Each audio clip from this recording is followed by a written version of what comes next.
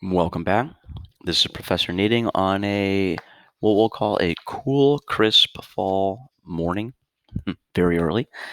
And this is section 2.31, quantitative variables in the measure of spread. I apologize in advance if I sound a little froggy, but with the fall weather, my allergies are giving me a little bit of an issue, but at least we're distant from each other, so you don't have to be incumbentated by the spread of any germs that I might have. So I hope we're okay. I think we are, though.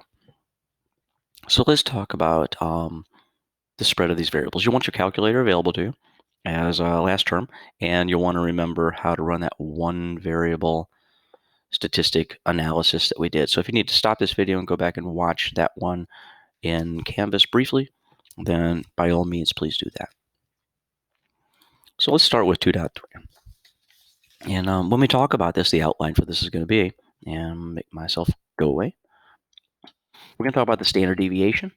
We're going to talk about a z-score. We're going to talk about a 5-number summary, a range and an IQR, and what it means to be a percentile.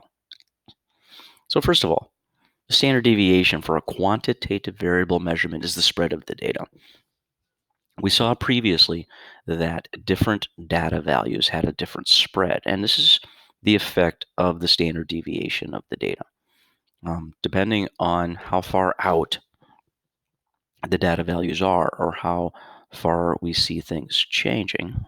For instance, if I had a very tight data set,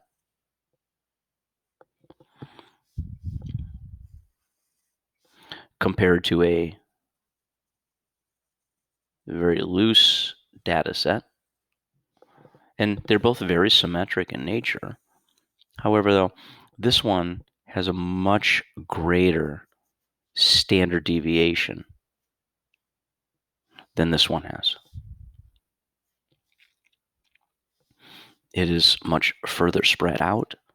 Its 95% calculation contains a much greater interval, and this one contains a much tighter interval. And that's affected by the standard deviation, whether it be the standard deviation of the sample or the standard deviation of the population. Remember, S for sample, sigma for population. So, and this formula is S equal, this is standard deviation, S equals the square root of big old fraction.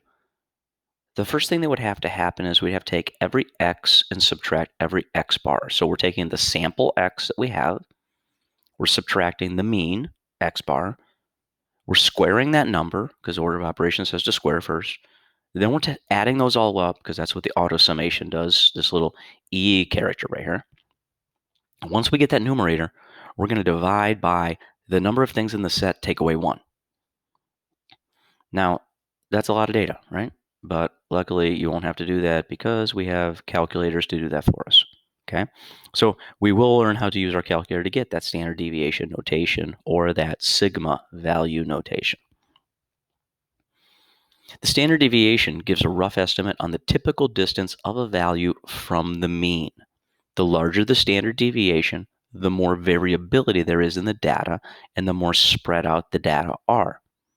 And that's exactly what I was showing you on this particular picture.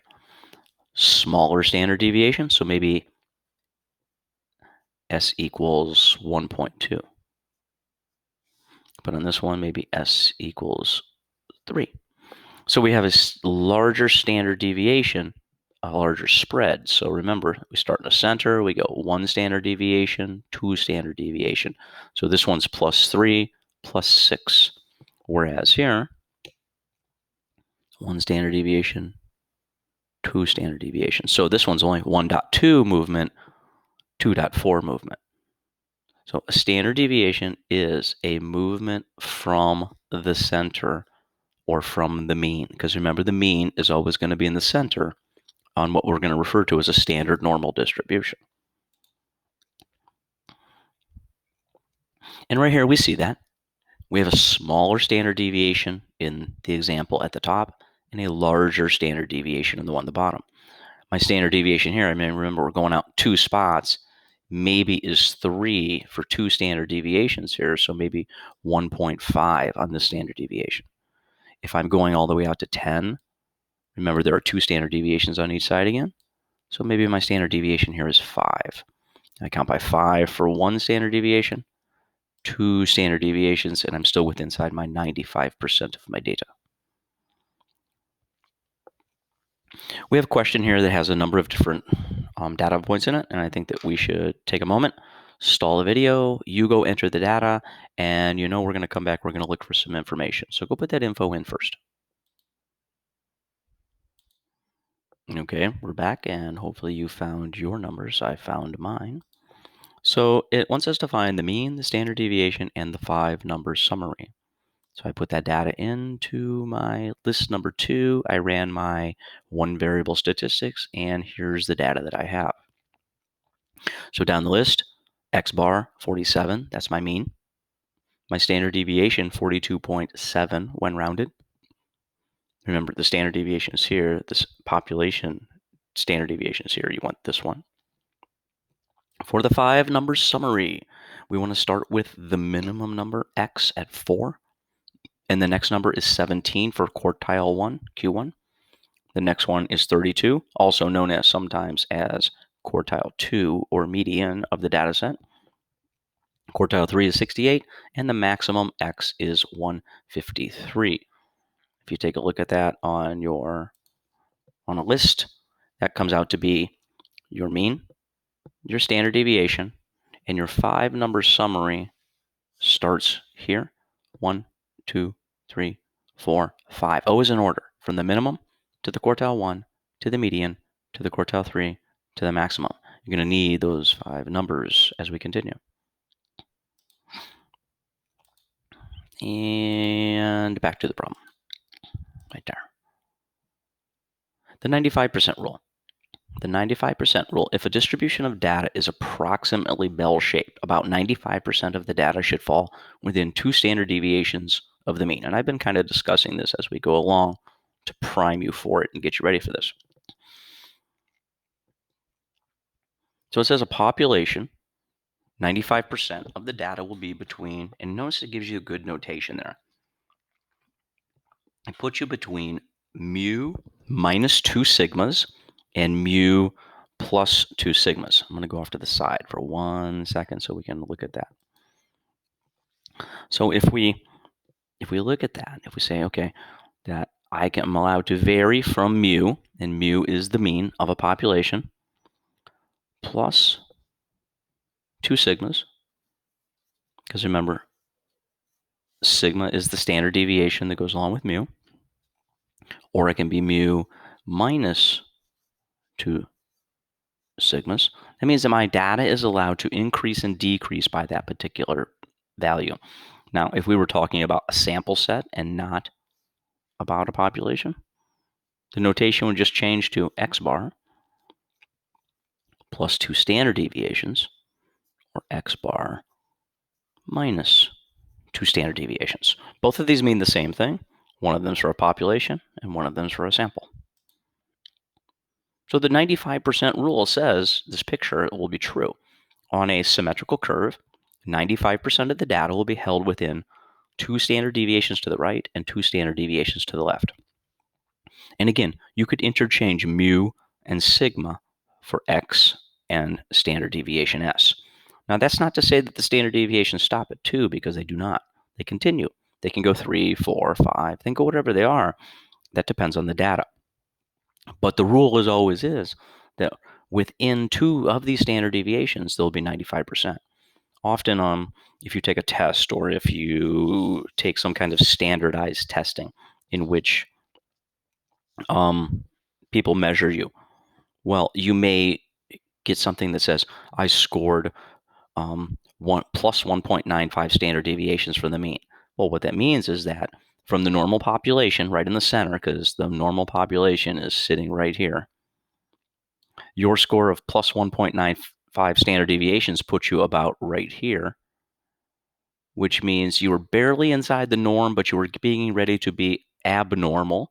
And it would be good to be abnormal on the plus side, because that means you're above the curve 2 standard deviations.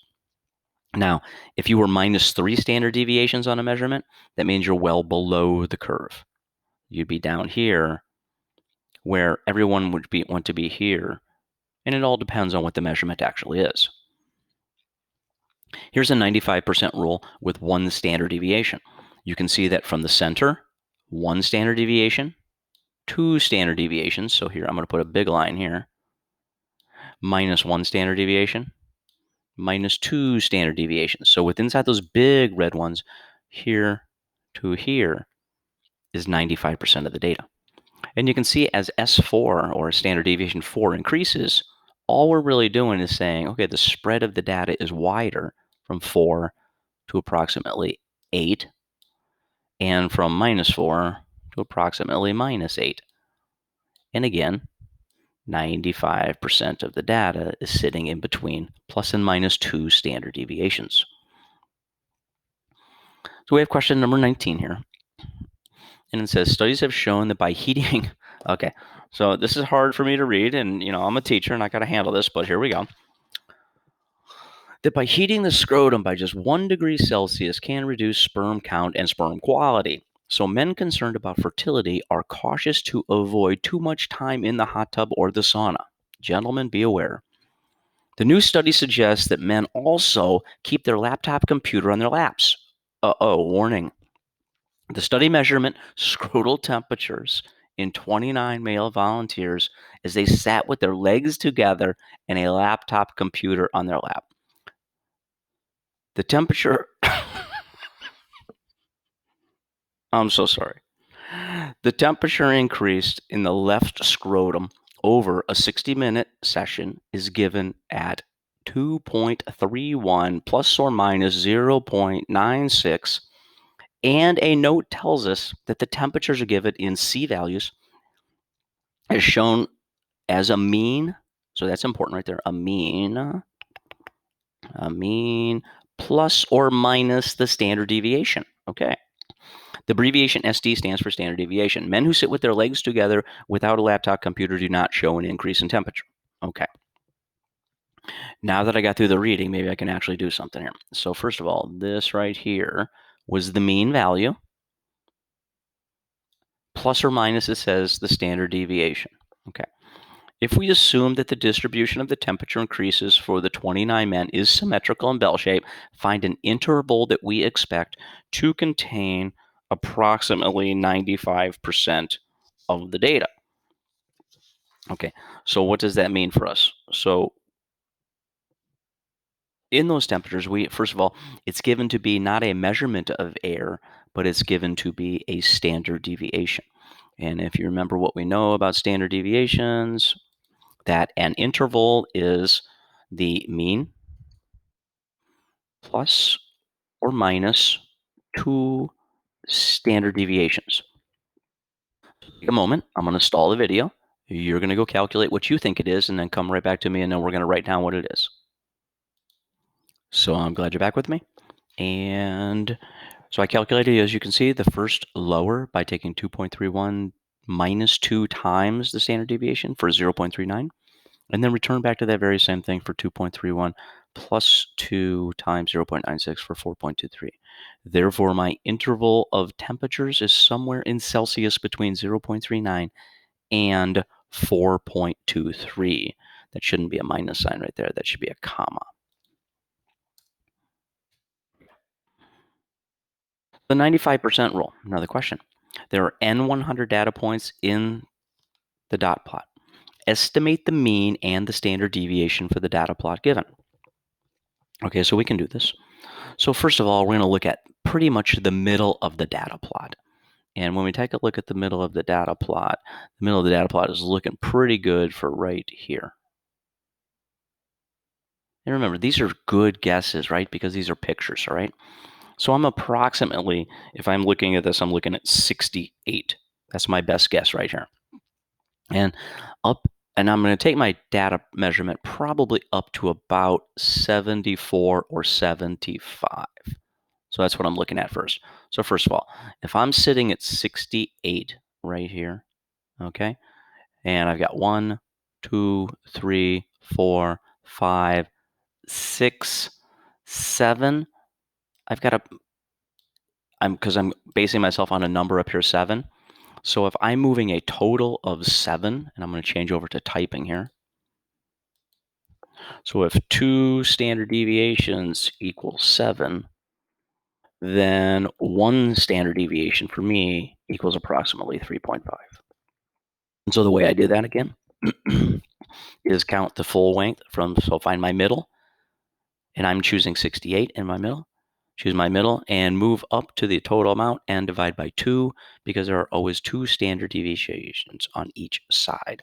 So if I estimated my mean is 68. If I answer my standard deviation, 3.5. However, it says round the mean to the nearest integer and the standard deviation to the nearest half integer. Always awesome when they talk the way they love to talk.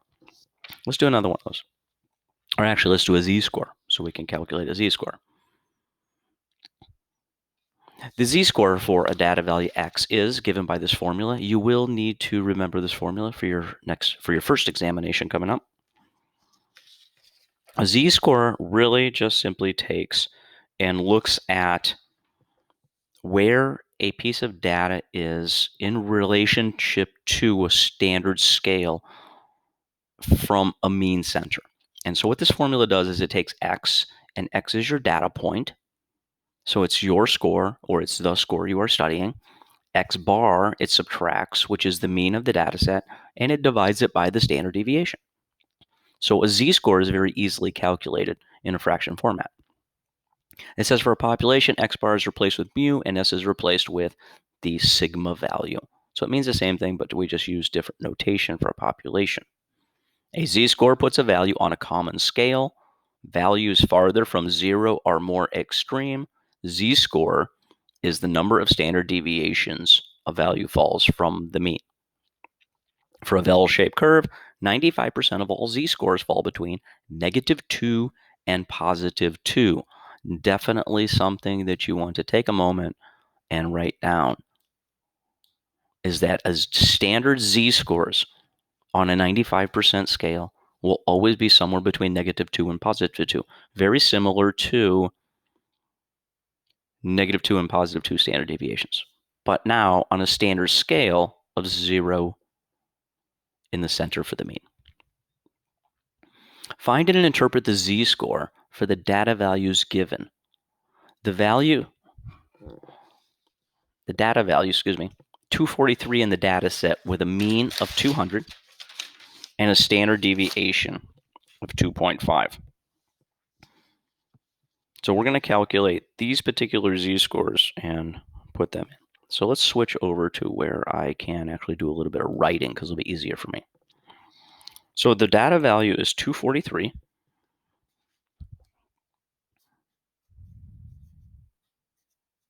The given x bar is 200.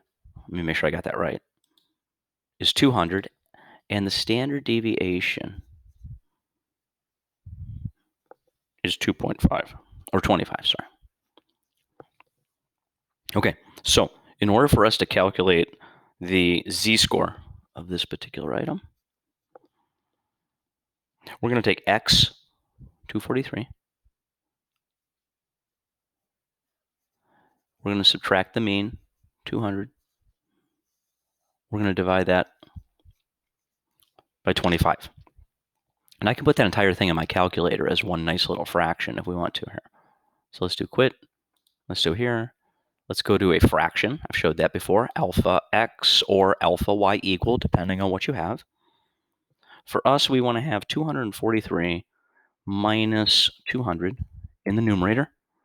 In the denominator, we want to have 25. If you don't have this utility, then you need to do 243 minus 200 first, and then divide by 25 when you get done. And my z-score is 43 over 25. So I take 43, I actually divide it by 25, because I don't want a fraction. I want a decimal, and I could tell it just to convert if I want to. But the important part here is positive 1.72. So my z-score for this data point is positive 1.72. What the heck does that mean for me? That means that on a standard normal scale, If this is 0, remember, plus 1 plus 2, I'm about 1.72. I'm about right there. I'm almost 2 standard deviations above the mean. Is that good or bad? I don't know. I don't know what the data stands for right now. Once I figure that out, then I can talk about that.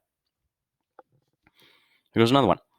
We have an 88, and the mean is 96, and the standard deviation is 10. So let's go calculate that one real fast. So our value is 88, x bar, always kind of important, or excuse me, x is 88. I find it important to organize my data and make sure that I am doing the right thing. 96, and my standard deviation is 10. So right away, my z-score for this value, 88, because that's what we're calculating, a z of 88, where this one was a z of 243. I'm going to take that value, 88. I'm going to subtract the x bar, 96. So right away, pay attention, you're going to get a negative number, right? That means something. It means something when you get a positive number. It means something when you get a negative number. And I'm going to divide that answer by 10. Go to your calculator real fast. I'm just going to do mine off to the side. So make sure you subtract the 88 and the 96 first. That'll give you negative 8 when you do that. And when you divide that by 10, you're going to get negative 0.8. So your z-score for 88 is negative 0.8. Okay, well, how does that differ from up here? Well, remember what it means. It's where you are compared to the center. The center is always 0. You're negative, which means now you're below. Here's negative 1. You're about right here. You're not all the way below. You didn't make it to negative 1 standard deviations, remember, but 95% of the population is between plus and minus 2. So you're very close to being normal to whatever normal means in this problem.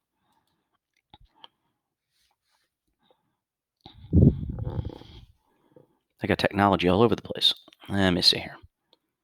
So a table below shows the mean standard deviations for the 4 NBA players in the data set. The field goal percentage is the field goal percentage point, is the total number of points scored in the season. Assist is total number of assists during this, and steals is the total number of steals during. LeBron James had a field goal percentage of 0.48, a 1743 for points, and 511 assists. He had 109 steals. Find the z-score of each of these values. Okay, take a minute. I'll stall the video. You go find your z-scores. I'll go find my z-scores, and we'll meet back here. Okay, we're back, and hopefully you have your numbers. So what you want to do is you want to take each of these values up here for LeBron James and his values, for instance, his field goal percentages, and his percents, and his assists and his steals, and you want to use those against the mean, and you want to use the standard deviation. And so what I did was I did them all on a piece of paper so we could see them all. And here are mine. So the field goal, the z-score was 0.648. For the points, the z-score was 2.319. For the assists, it was 2.054. And for the steals, it was 1.23. I think the one kind of amazing thing is that they were all positive, meaning he's above average and everything. And I think that he kind of shines in that area when it comes to basketball. And whatever other acclamations or accolades he has to him.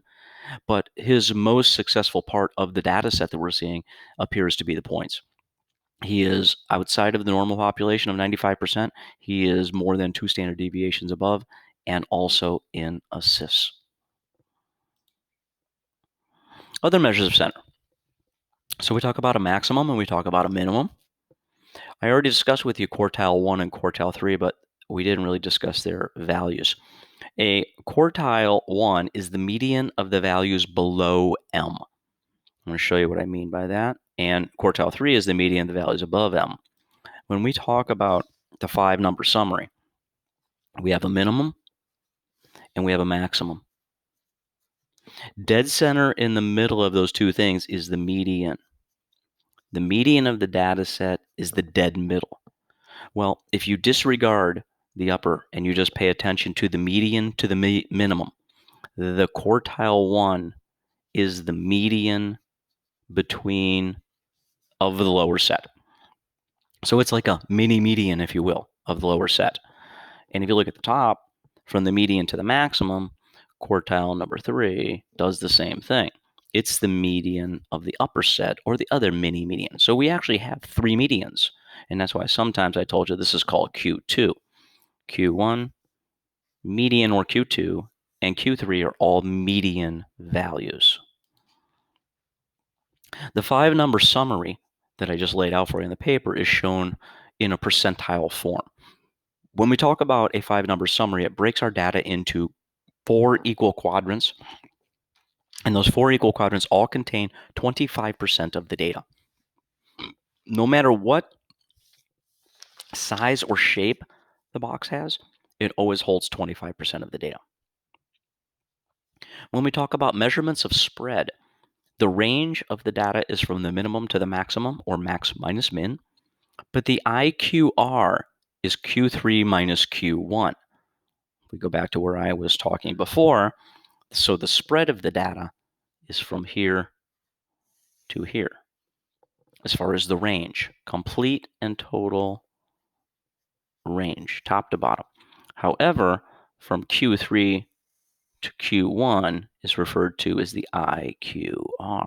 It's the inner quartile range. It only refers to the quartiles, 1, 2, and 3, and it's the range from quartile 1 to quartile 3. The IQR is resistant to outliers. The range is not. Why is that? Median, median, median. Medians are resistant. Minimums and maximums are not medians. They contain values outside of the medians. Therefore, they are not resistant to outliers. Wiley question. Match the 5-number summary with one of the histograms. So we have data points of 1, 3, 5, 7, 9. So let's look at A. A is very evenly dispersed. There's 2 in between each number. It has a middle of 5-ish, a low of 1, and a high of 9.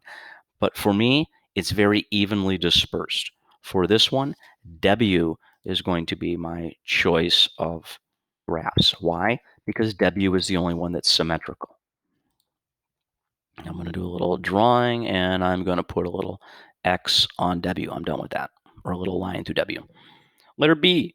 So now when I look at letter B, it also is symmetrical. However, though, the difference in between this symmetrical, remember, these were all very even, +2, +2, +2, +2. This one is symmetrical, but this one goes by +3, by +1. Then it goes by +1, then it goes by 3. So we have a 1, 3, 1, 3 kind of thing going on. So it was more spread out, but yet at the same time, it was symmetrical. For us, this one's going to be X. X does the same thing, but you can notice it gets a little lumpy in the center, as in it makes a jump in the center, but then it evens out as it comes out towards the outside. And again, I want to be able to put an X there, so I'm going to write an X there. C and D will be a little bit easier. So in C and D, we have to take a look at something. So let's look at this. We have 1, 5, 7, 8, 9. So when I look at these and I look at these pictures, notice that these keep building, building, building, building over here. Notice these keep building, building, building, and they go to a very dramatic number. So it goes from 1, big jump to 5, not so big jump to 7. Now it gets a little even. Bigger jump here, and here I have another number. Remember, the other choice that I have still is Z. So Z, 1, 2, and 2.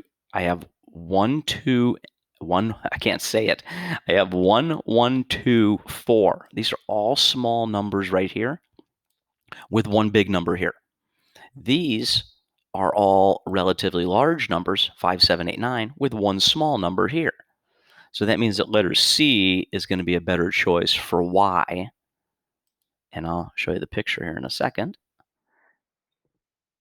Can't get it to type. Right here, Y. And Z is going to be a better choice for D. And again, the focus here is on, I have 1, 2, 3, 4 large numbers that I'm choosing for Y because most of them are bigger. And in Z, I have more smaller numbers, and I have more smaller numbers going on here. Look at them here. They're stacked up more for the small numbers. When we talk about a p percentile, this will be our last thing we discuss in this particular chapter. A p percentile is a value which is greater than p% of the data. For instance, if I take a test and I score in the 90th percentile, that means that I scored better than 90% of the people who took the test. If I score in the 4th percentile, I scored better than 4% of the people who took the test. There are N 100 data points included in the dot plot. Okay, so up there are 100 different dots. Estimate the value of the 10th percentile. Okay, so people really struggle with this, but it's really super easy. So if I scored in the 10th percentile, remember, there are 10 people who I outscored. So go find approximately 10 dots on the left. 1, 2, 3, 4, 5, 6, 7, 8, 9.